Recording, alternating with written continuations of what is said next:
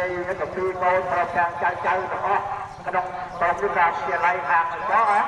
លោកមាននាទីចាត់ការបានមកនៅបច្ច័យទាំងឡាយ4ដើម្បីវត្តគឺនេះណា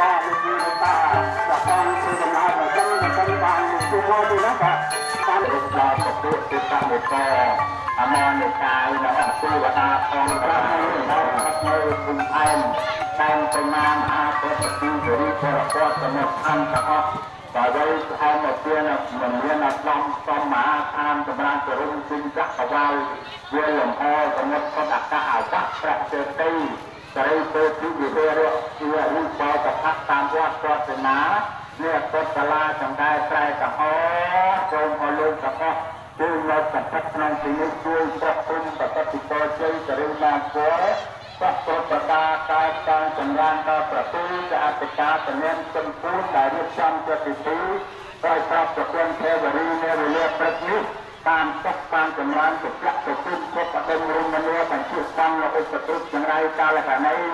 ពុទ្ធសាសនាពុទ្ធរូបទាំងឡាយកំពុងតាមានឡាយជួបតកជួបចម្រើនតទៅឡើងហើយទៅជាបន្តសូមបានលើកទៅសូមបានប្រគល់ព្រះរូបព្រះប្រគល់ឲ្យ